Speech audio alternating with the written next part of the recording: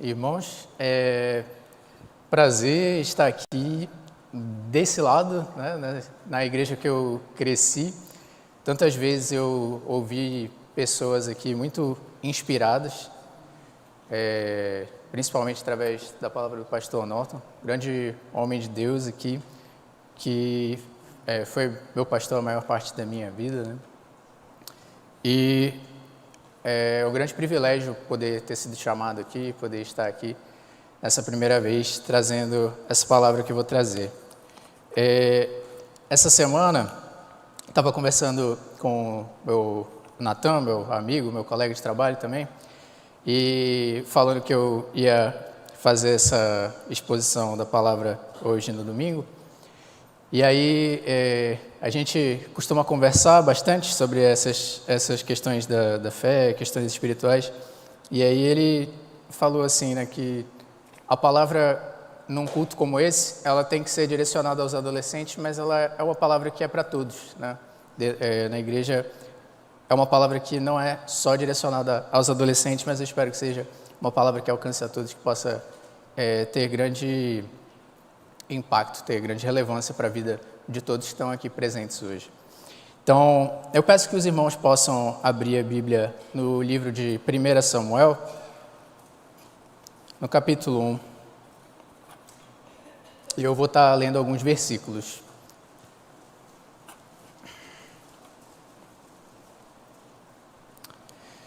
A palavra de Deus diz assim, sobre o nascimento de Samuel.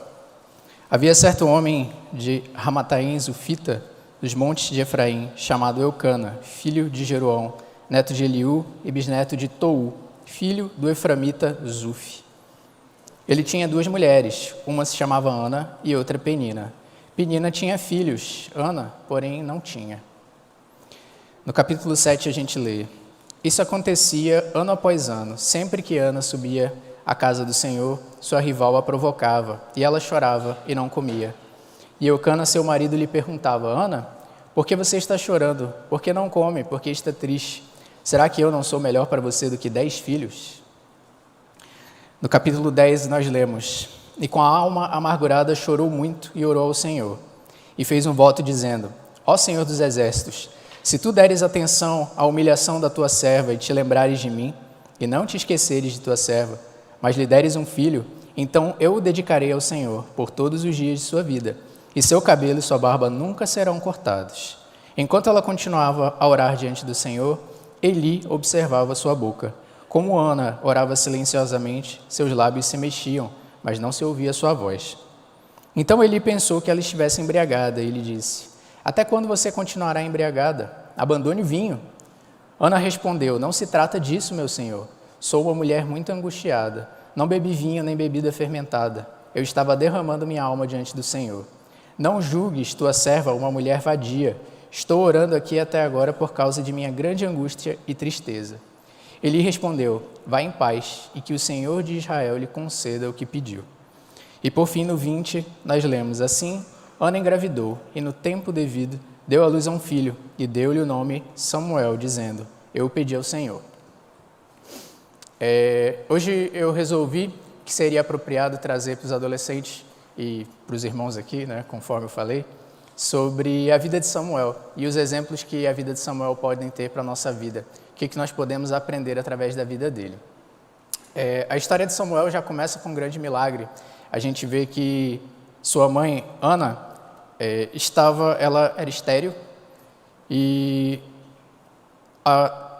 aquela família já tinha uma grande dificuldade, que por causa da situação de ter duas esposas, uma esposa que podia ter filhos e outra que não podia, havia uma grande rivalidade ali. E a gente vê que Ana era uma pessoa que era constantemente humilhada, porque ela não podia ter filhos. Enquanto que Penina, que tinha vários filhos, deu a Eucana vários filhos, constantemente fazia pouco da situação dela. E a gente vê que isso trazia grande amargura, grande sofrimento para ela, como a gente lê nos versículos 7 e 8.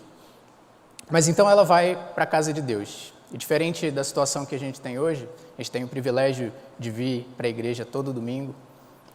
Durante esse período, o povo de Israel vivia muito dispersado, o povo de Deus estava muito longe, muito distante. Então, os momentos que eles poderiam vir para a casa de Deus, às vezes se limitava a uma vez no ano. E aí, imaginem vir para a igreja uma vez no ano e trazer sacrifícios, poder pagar pelos seus pecados, como era feito naquela época, através desses sacrifícios. E durante esse momento que Ana estava ali na casa do Senhor, talvez sozinha, em um momento reservado, ela derrama sua alma perante o Senhor. E ela chora, ela está em amargura, está se sentindo humilhada por tanto tempo que ela passou nessa situação. E nesse momento de derramamento, de quebrantamento, o sacerdote que está ali, em vez dele se aproximar e ele entender a dor que ela estava passando, ele julga ela como uma pessoa que estava embriagada no templo, uma pessoa que não deveria estar ali, seu lugar não é ali. E ela então, já talvez acostumada com essa situação de estar sendo humilhada, ela mais uma vez se coloca numa posição bastante humilde e em vez dela retrucar de uma forma ríspida, ela simplesmente diz: não é nada disso, eu não sou essa pessoa que você julga que eu sou. Eu sou uma pessoa que está derramando a alma perante o Senhor. E eu estou em grande tristeza porque eu não posso ter filhos. E o sacerdote Eli, então, naquela situação que ele se vê, de certa forma, até constrangido, por talvez ter olhado de forma errada para Ana, ele então diz para ela: vá em paz, que o Senhor te conceda aquilo que você pediu, que o Senhor dê para você o que você está solicitando aqui de forma tão abnegada, de forma tão quebrantada. E a gente vê que, no devido tempo, como diz a Bíblia, ela engravidou e deu luz a um filho. E deu o nome dele de Samuel. E aí fui pesquisar o que esse nome significava, e a gente vê que tem duas traduções ali. Uma seria o nome de Deus, e a outra, que eu acho que condiz mais com o que a história de Samuel fala para a gente, é que Deus ouve. E Deus ouviu a oração de Ana, mas Deus também ouviu muitas outras situações que aconteceram no futuro com o povo de Israel e que Samuel pôde estar ali agindo. A gente vê que o Senhor agiu de forma muito grandiosa, porque a condição de esterilidade, normalmente, principalmente para aquele tempo, é uma coisa que não tem solução humana. Não tem o que você fazer, uma pessoa que não pode ter filhos, né? E é um grande milagre que Samuel possa ter nascido e Samuel possa ter executado o serviço que ele fez tão importante para o Senhor. Então, a gente vê como a vida de Samuel, em seguida, e conforme ele foi crescendo, ela foi extremamente importante para a vida do povo de Israel, para a vida espiritual de Israel. Essa vida foi planejada, foi pensada antes do nascimento de Samuel, antes que Ana tivesse passado por todas essas situações. O Senhor já tinha pensado, o Senhor já tinha planejado aquilo que ele estava desejando que acontecesse com o seu povo. E hoje em dia, a gente vê como essa questão da vida é algo que tem sido desleixado. A vida humana cada vez mais tem perdido o seu valor perante as pessoas. A primeira lição que eu vejo na vida de Samuel é que a vida é um presente que Deus nos dá e que a gente deve usar a nossa vida para a glória de Deus.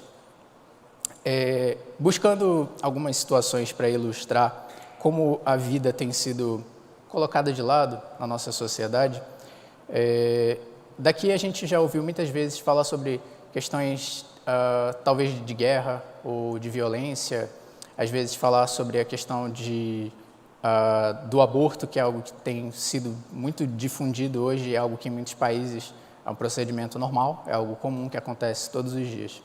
Mas eu me deparei com uma situação talvez até mais complicada. Hoje em dia, não muito distante da gente aqui, no Canadá, a gente tem visto uma sociedade que tem caminhado no sentido de cada vez menos apego à vida. Lá no Canadá, você pode solicitar do governo um serviço chamado de eutanásia assistida. Você pode pedir para morrer, legalmente, assinar um papel e ter a sua vida terminada, com total aval do governo. E para que você solicite esse serviço, você só precisa provar que está passando uma situação de extremo sofrimento ou alguma coisa próxima disso. Em 2024, qualquer canadense que tenha mais de 18 anos pode solicitar esse tipo de serviço, caso ele demonstre que tem alguma condição mental severa. E eu fico pensando que se a gente levar até as últimas consequências, se a gente passar por sofrimento o suficiente para a gente querer tirar a nossa própria vida, então, que valor que a gente tem dado para a vida, a nossa sociedade? Eu sei que cada um de nós aqui, com certeza, já passou por sofrimento na sua vida. E se a gente for pensar que o mínimo desconforto, o mínimo sofrimento que a gente pode passar, seria uma coisa que fizesse a gente pensar em questionar se a nossa vida vale a pena, então a gente acabaria indo por caminhos um pouco complicados, né, de justificar esse tipo de situação para qualquer sofrimento. E a gente sabe que o que a Bíblia fala para a gente vai por um caminho completamente diferente desse. A Bíblia nos mostra um caminho que é de vida, de salvação e de propósito. Em João 10:10 a gente lê o seguinte: o ladrão ele não vem senão para roubar, para matar e para destruir. Mas Jesus fala: eu vim para que vocês tenham vida e tenham vida com abundância. Essa vida, ela não é só a vida que a gente vive aqui, mas ela inclui essa vida que a gente vive aqui também. O Senhor está falando que Ele veio para trazer uma situação em que a gente tenha propósito na nossa vida, que a gente tenha um direcionamento, que a gente possa usar a nossa vida de forma que realmente vale a pena. Ao contrário, a gente vê que a sociedade tem agido como esse ladrão, que vem para roubar, que vem para matar. E o Senhor, Ele nos propõe uma vida que não fica somente aqui, mas é uma vida que é eterna. Então, a gente observa que a palavra de Deus, ela sempre busca trazer para a gente a ideia de que a vida é importante, de que a vida tem valor e de que a vida tem propósito. A gente também pode ler que essa promessa para a eternidade, através desse presente da salvação, ela começa a ser vivida aqui, né? Mas a gente leva ela para a eternidade. Já no Salmo 139, eu vou abrir aqui.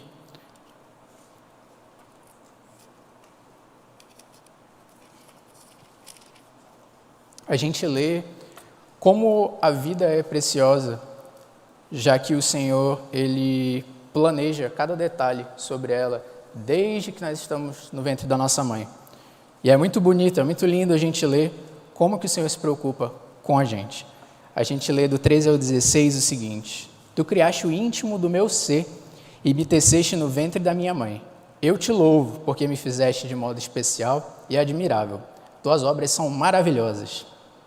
Meus ossos não estavam escondidos de ti, quando eu, em secreto, fui formado e entretecido como nas profundezas da terra.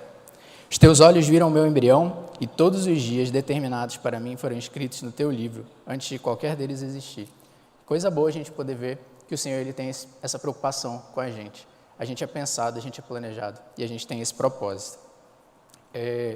Uma frase que é muito legal, que o pastor Norton sempre fala aqui, é que a vida com Deus é infinitamente melhor.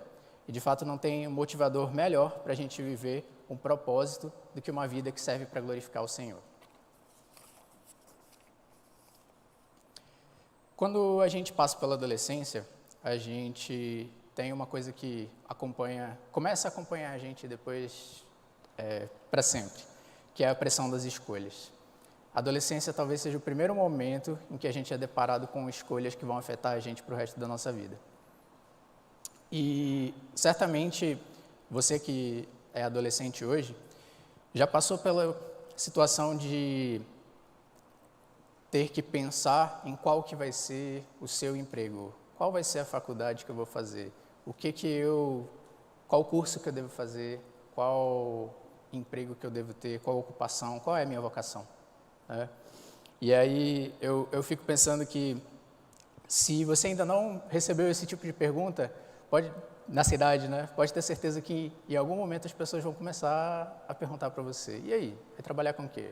Vai estudar o quê? O que você quer fazer? O que você quer ser? E é interessante que a gente, quando é jovem, quando a gente é criança, as pessoas perguntam isso também. E aí é muito fácil, você fala que você vai ser astronauta, né? Você vai ser presidente, você vai ser explorador de mundos, você vai ser mergulhador, você vai ser qualquer coisa que você quiser. É muito bom, é muito tranquilo, porque você é criança, né? Eu, quando era criança, eu costumava dizer que eu queria ser paleontólogo. talvez alguns aqui nem sabem o que isso significa, né? Paleontólogo é quem procura por dinossauros, é aquele cara que escava e encontra os dinossauros debaixo da terra lá.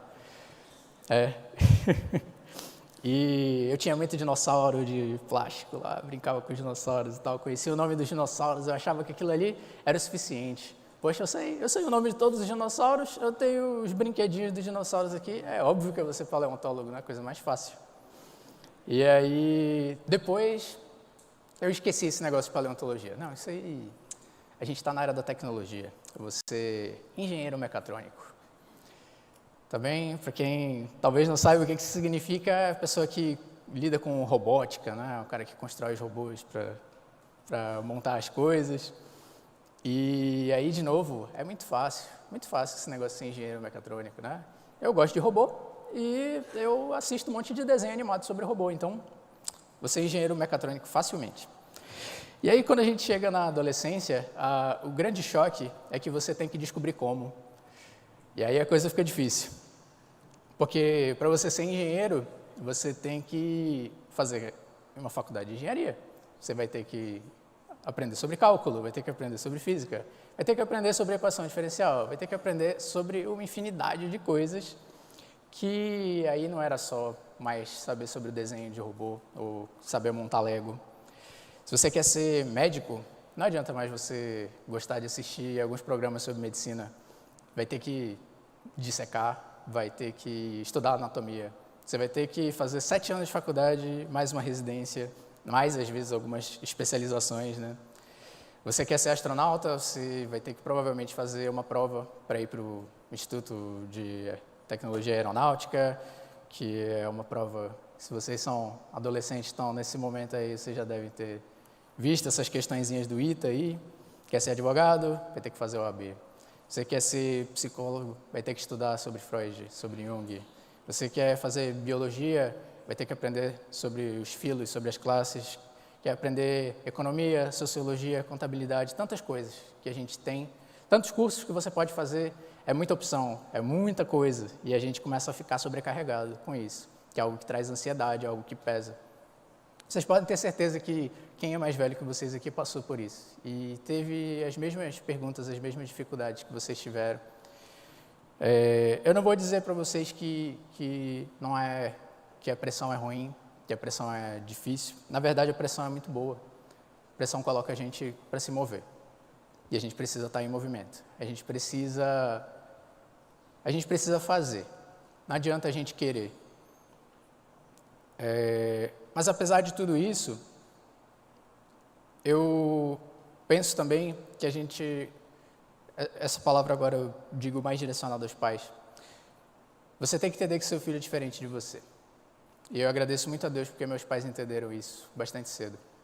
Eu sou muito parecido com eles em alguns aspectos, quem conhece a nossa família pode dizer isso, mas eu não sou meu pai, eu não sou minha mãe. E existem coisas que são diferentes aí também. Você tem que tomar cuidado, porque o seu trabalho como pai, ele é de direcionar, é de ajudar seu filho. Ele não tem as ferramentas, ele não tem o conhecimento, ele não tem a experiência. E você já passou por tudo isso.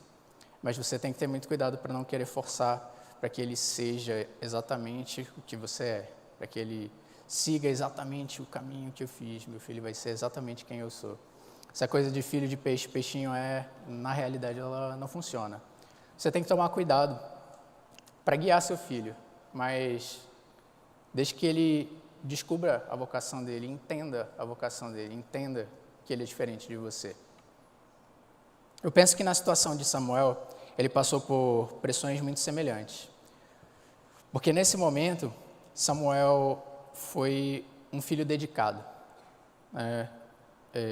Eu vou voltar lá para o livro, mas Ana fala que ele não teria o cabelo cortado. A gente pode entender que isso era uma prática comum nessa época, que Samuel muito provavelmente era um nazireu. Nazireu era uma pessoa que era dedicada de forma exclusiva para o serviço do Senhor. Ele fazia um contrato, vamos dizer assim, um pacto, uma aliança, algo que é extremamente sério, duro, é algo de total comprometimento. E Samuel, ele não tem muita escolha em relação a isso. A mãe dele fez esse pacto. Foi um contrato dela com Deus, podemos dizer dessa forma. Que não é a melhor das analogias, mas ela prometeu que se ela tivesse esse filho, ele seria dedicado 100% ao Senhor. E a gente lê que a partir do momento que Samuel é desmamado, ele é entregue para a casa do Senhor. Ela chega lá e entrega o filho dela para Eli, que era o sacerdote. O mesmo sacerdote que lá atrás tinha falado que ela estava embriagada no templo. Foi o sacerdote que acabou cuidando do filho dela durante toda a vida dele ali no templo. E a gente vê que houve uma certa pressão na vida de Samuel por causa dessa decisão que foi tomada na direção dele. Só que tem uma questão. A gente lê logo no começo que ele era um eframita, né? Filho de eframitas. E essa família, as famílias dos eframitas, não poderiam ser pessoas que assumem um serviço de alta posição na casa do Senhor. Samuel jamais poderia ser sacerdote sendo eframita. A família sacerdotal naquele tempo era a família de Eli. Só que a gente lê que a família de Eli também tinha seus problemas. Eli não era um pai muito chegado nessa coisa de disciplina. E a gente lê que os filhos de Eli eram pessoas desregradas que faziam o que queriam. E agiam de forma até desonrosa com o serviço da casa do Senhor. Então, Samuel vai para essa família e muito provavelmente ele estaria limitado ao serviço básico ali do templo, ao cuidar das coisas que ele estava fazendo já desde que ele era criança. Talvez limpar ali, varrer em algum lugar, fazer algumas coisas simples dentro do serviço do templo, né? Isso era o que era esperado dele, foi o que foi colocado sobre ele. Só que não era o que o Senhor queria para ele. Samuel, depois de ter passado pela experiência que a gente vai ler em seguida, que ele passou com o Senhor, ele assumiu posições que foram muito mais altas, porque o Senhor já tinha planejado isso para a vida dele. Samuel se tornou, sim, sacerdote, mas ele não foi só sacerdote. Samuel foi profeta, ele foi responsável por trazer a palavra do Senhor para o povo de Israel. E Samuel foi o último dos juízes que a gente lê do período dos juízes da Bíblia. Ele era responsável por realizar os sacrifícios ali entre o povo de Israel e também por lidar com as disputas entre as pessoas do povo de Israel. Então, mesmo que haja essa pressão, às vezes, de a gente querer ser uma coisa ou de a gente dever ser outra coisa, nunca perca da sua mente que Deus tem planos para a sua vida e que Ele vai realizar a vontade dEle. A gente vai ler agora 1 Samuel 3, que a gente tem a grande experiência. Aqui na NVI ele chama de o chamado de Samuel. E a gente lê assim: o menino Samuel ministrava perante o Senhor, sob a direção de Eli. Naqueles dias, raramente o Senhor falava e as visões não eram frequentes. Certa noite, Eli, cujos olhos já estavam ficando fracos, que já não conseguia mais enxergar, estava deitado em seu lugar de costume. A lâmpada de Deus ainda não havia se apagado. E Samuel estava deitado no santuário do Senhor, onde se encontrava a arca de Deus. Então o Senhor chamou Samuel. Samuel respondeu: estou aqui. E correu até Eli e disse: estou aqui, o Senhor me chamou? Eli, porém, disse: não o chamei, volte e deite-se. Então ele foi e se deitou. E de novo o Senhor chamou Samuel. E Samuel se levantou e foi até Eli e disse: estou aqui, o Senhor me chamou? Disse Eli: meu filho, não o chamei, volte e deite-se. Ora, Samuel ainda não conhecia o Senhor. A palavra do Senhor ainda não lhe havia sido revelada. O Senhor chamou Samuel pela terceira vez, e ele se levantou, foi até Eli e disse: estou aqui, o Senhor me chamou? E ele percebeu que o Senhor estava chamando o menino, e lhe disse: vá e deite-se. Se ele chamá-lo, diga: fala, Senhor, pois seu servo está ouvindo. Então Samuel foi se deitar. Samuel, ele se vê perante uma situação que ele não consegue compreender. A Bíblia mesmo fala que ele não conhecia o Senhor. Ele estava acostumado com o serviço ali, mas ele ainda não havia recebido essa revelação que ele fala aqui. O Senhor não tinha se revelado para ele ainda. E a gente vê que ele parece estar envolvido ali numa clássica situação de filme de terror, em que ele está no meio da noite, num lugar que ele está só ele sozinho com outra pessoa e ele ouve alguém chamando ele. Quando ele vai perguntar para essa pessoa, não chamei não. E aí, talvez tenha batido um certo medo, uma certa preocupação. Samuel, ele estava cheio de dúvidas, mas o sacerdote ali, ele tinha a resposta que ele estava procurando ali. E ao ser confrontado por essa voz que estava chamando, Samuel, ele tinha que se dispor, ele tinha que falar, ele tinha que dizer, né? Fala, Senhor, porque o teu servo ouve. E aí a gente vê que ele buscou a pessoa que poderia responder essa dúvida que ele tinha. Ele buscou uma pessoa mais experiente, uma pessoa que tinha mais conhecimento do que ele. Naquela situação ali que ele não entendia o que estava acontecendo, ele buscou alguém que tinha sabedoria para aconselhá-lo no que ele estava precisando. E a gente vai passar na adolescência, ou já passou provavelmente, por momentos em que a gente acha que sabe mais do que os outros.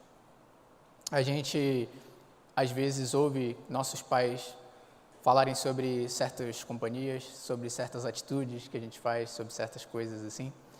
E a gente pensa que a gente sabe mais do que eles, né? Eles não sabem do que eles estão falando, eles não conhecem fulano de tal, eles não sabem quem que é essa pessoa, eles não sabem quem são meus amigos, eles viveram no tempo antes de mim.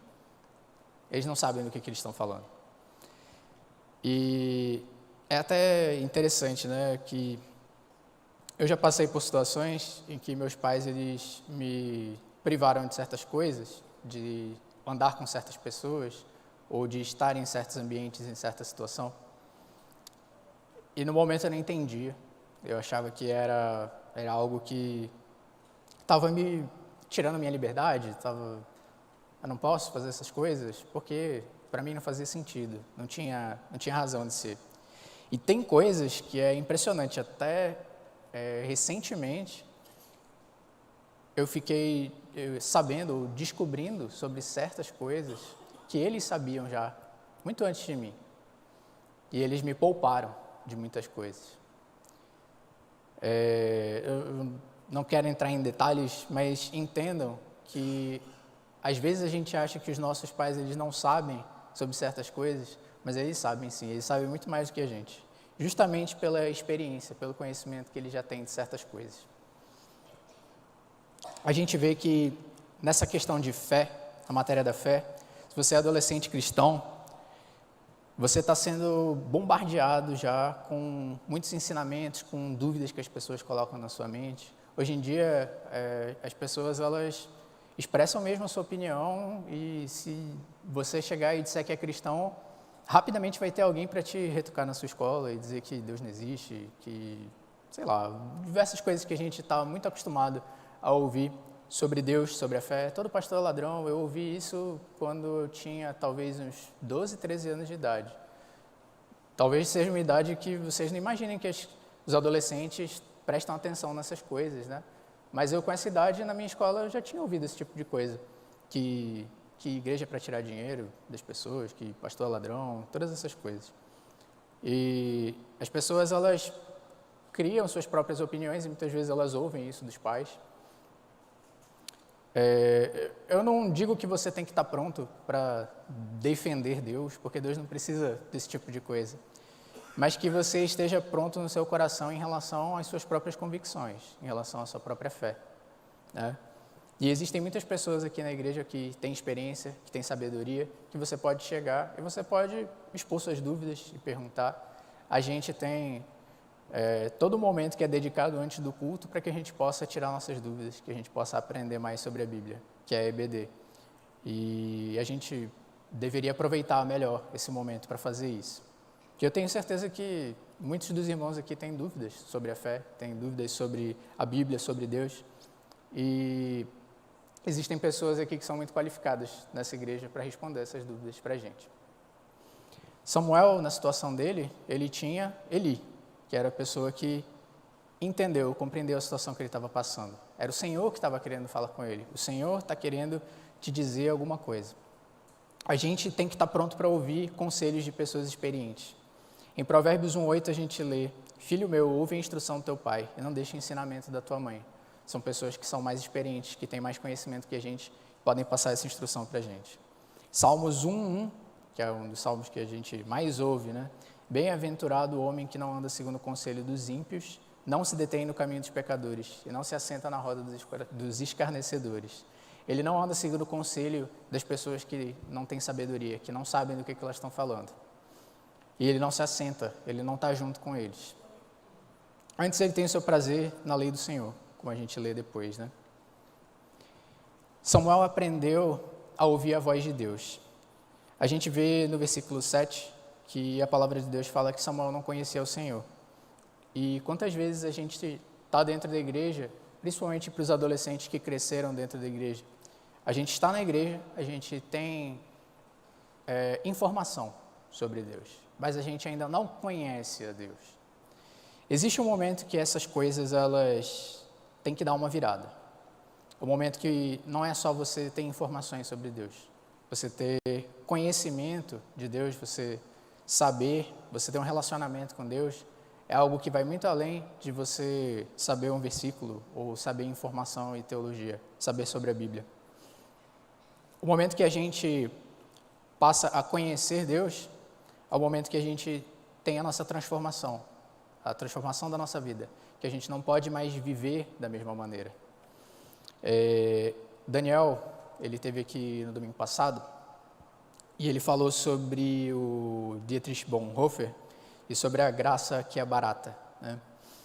E essa graça barata é uma graça que ela não tem custo, é uma graça que a gente pode viver da mesma forma. E a gente vê que a graça que a Bíblia nos mostra é uma graça que é muito cara, é uma graça que teve um preço extremamente alto, que foi o preço do sacrifício de Jesus. Jesus era santo, perfeito, e mesmo assim ele se colocou para morrer por nós, que éramos pecadores e estávamos vivendo nossa vida desregrados, sem nenhum conhecimento de quem ele era. A gente não pode, então, pegar uma graça que é tão cara assim e agir da mesma forma que a gente vivia antes, ignorar o preço que foi pago dessa forma. Samuel, no momento que ele estava ali, ele estava iniciando uma caminhada ao lado do Senhor, que iria levá-lo por muitos caminhos, alguns caminhos fáceis e alguns caminhos de grande vitória ali para o povo de Israel, mas também por alguns caminhos muito difíceis. A questão é que Samuel ele teve essa oportunidade de andar com Deus e de saber que Deus iria guiá-lo a partir desse momento para aquilo que era a vontade que Deus tinha para a vida de Samuel. A gente sabe que aqui tem muitas pessoas que já conhecem ao Senhor e eu convido vocês que talvez ainda não tenham passado por essa experiência de conhecer a Deus de verdade. Talvez você esteja ainda na situação de só ter informações sobre Deus. Que você tome logo uma decisão, que você entenda logo, não demore em passar por essa experiência de realmente conhecer a Deus. Certamente também tem pessoas aqui que podem te ajudar a chegar a esse conhecimento de Deus e que o Senhor está sempre disposto a receber a gente. Samuel, nessa situação, ele disse, conforme a gente pode ler aqui, no versículo 10. O Senhor voltou a chamá-lo como nas outras vezes. Samuel, Samuel. E Samuel disse, fala, Senhor, pois o teu servo está ouvindo. E o Senhor disse a Samuel, vou realizar em Israel algo que fará tinir os ouvidos de todos os que ficarem sabendo. Nessa ocasião eu executarei contra Eli tudo o que falei contra a sua família, do começo ao fim, pois eu lhe disse que julgaria sua família para sempre, por causa dos pecados de seus filhos, do qual ele tinha consciência. Seus filhos se fizeram desprezíveis e ele não os puniu. Por isso jurei à família de Eli, jamais se fará propiciação pela culpa da família de Eli, mediante sacrifício ou oferta. Mas lá na frente a gente vê no versículo 17, Eli perguntou, o que o Senhor lhe disse? Não esconda de mim. Deus o castigue e o faça com muita severidade se esconder de mim qualquer coisa que lhe falou. Então Samuel lhe contou tudo e nada escondeu. E ele disse, ele é o Senhor, faça o que lhe parecer melhor. É uma situação muito complicada, né? Samuel é um menino e o Senhor chega com ele não vai falar com o sacerdote, ele fala com o jovem que está ali. E traz uma palavra que é de punição. Ele fala que a família de Eli iria ser punida pelos pecados dos filhos, porque eles agiram de forma desonrosa para com o templo, para com o Senhor, e Deus não podia tolerar aquilo. Como Deus justo, Deus santo, ele não podia tolerar que aquilo continuasse sendo praticado. Mas ao mesmo tempo é difícil. Samuel, nessa posição de servo, chegar com Eli e dizer: o Senhor falou que você vai ser punido, que você vai passar por isso. Mas Eli é bastante enfático. Ele quer que Samuel diga o que o Senhor falou. E Samuel então fala, diz tudo que o Senhor tinha dito, que ele pede que ele não esconda, né? E Eli não age de forma a tentar eximir a culpa dele. Ele entende que aquilo que ele está passando é resultado da própria inação dele. Ele não parou os filhos dele, ele não advertiu os filhos dele quando deveria ser o momento. E chegou a situação em que o Senhor resolveu puni-lo pelo que ele tinha feito. E ele age de forma humilde, ele se coloca como servo e ele fala que o Senhor faça o que lhe parecer melhor. Depois que a gente ouve a voz do Senhor, a gente tem que se colocar em movimento e fazer a vontade dele, fazer aquilo que ele nos pede para fazer.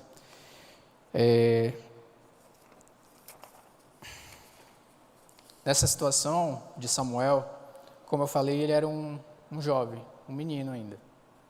E o Senhor chegou com ele e pediu para ele trazer essa palavra que era muito dura, uma palavra muito difícil. Mas ao mesmo tempo, a partir daí, Samuel iniciou essa caminhada em que ele iria agir como sacerdote, iria agir como profeta, iria agir como juiz, ele assumiu responsabilidades enormes perante o povo de Israel.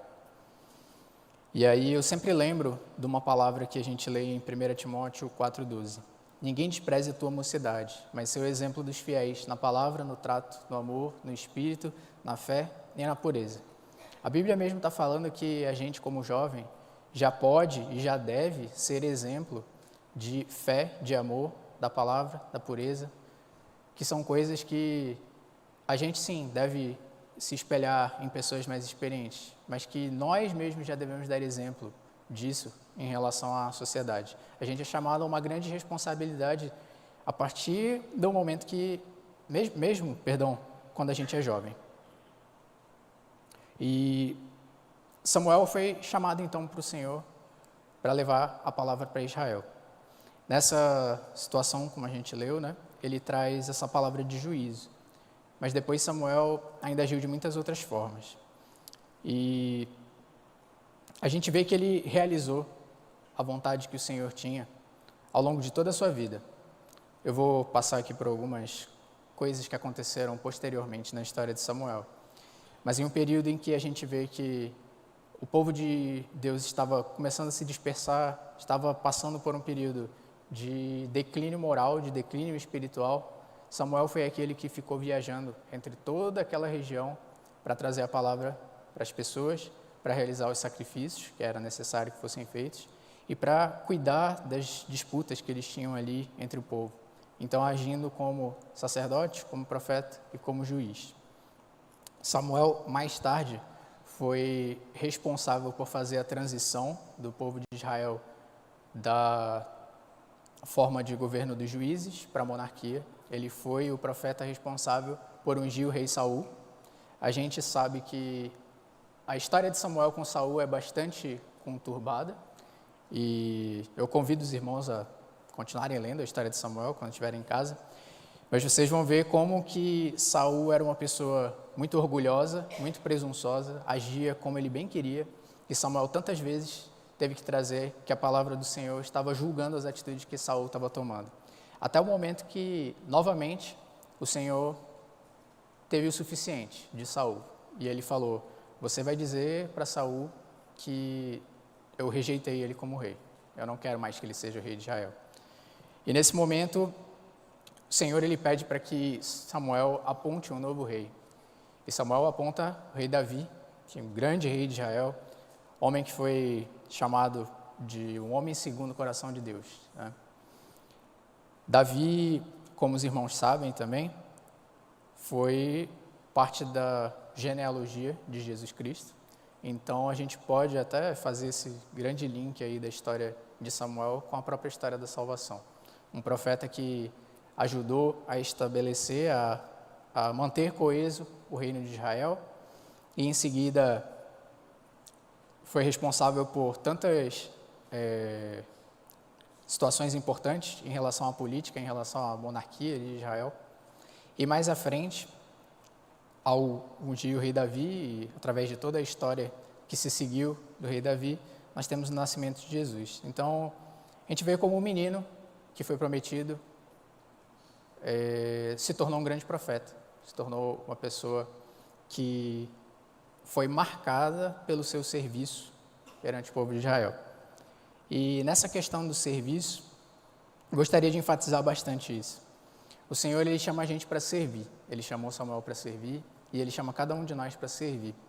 E a gente talvez olhe aqui para a igreja e veja as pessoas fazendo algumas coisas, né? Parece que tudo funciona muito bem. De fato, o Senhor, Ele cuida para que as coisas funcionem. Mas Ele também chama a gente para ajudar nessas coisas. E existem muitas necessidades na casa do Senhor, existem necessidades nessa igreja, existem necessidades em todas as igrejas. E até conversando com meus pais, com a Ana, essa semana, a gente lembrou de uma situação em que, quando as pessoas elas olham para a igreja e sentem que está faltando alguma coisa, sentem a necessidade de alguma coisa, muito provavelmente é porque o Senhor está chamando para que elas tomem a frente nessa coisa específica que elas estão vendo que está faltando. Senão elas não prestariam tanta atenção nisso. Samuel, ele dedicou a vida dele para o serviço e ele começou esse serviço dele desde a juventude.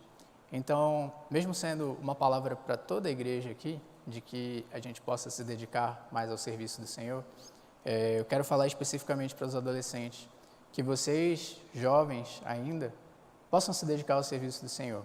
Eu fico muito feliz de ver que tem muitos jovens que estão se dedicando à área da música, que é uma área que eu tenho um amor muito grande, né? Mas que vocês possam também estar assumindo posições em outras áreas da igreja. A igreja precisa desse serviço de vocês, precisa do serviço dos adolescentes, precisa do serviço dos jovens e precisa do serviço de todos aqui, dos adultos, que a gente possa se colocar como servos mesmo, prontos a servir, assim como Samuel. Então, só repassando os pontos aqui, para que fique na cabeça dos irmãos, mas que, primeiramente, a vida é importante e a Bíblia, ela valoriza a nossa vida e ela mostra que nós temos um propósito. Segundo, meu pai, que a gente passa por pressões de escolhas na vida, mas que a gente possa entender, primeiramente, que a gente deve seguir qual que é a vontade de Deus. Terceiro, que a gente deve aprender a ouvir a voz do Senhor em todos os momentos, que a gente aprenda a ouvir bons conselhos de pessoas que são mais experientes que nós, e por último, que ouvindo a voz de Deus e seguindo esses bons conselhos, que nós possamos fazer a vontade do Senhor. É isso que o Senhor tem para nos trazer hoje. Eu espero que tenha sido proveitoso para toda a igreja. Amém.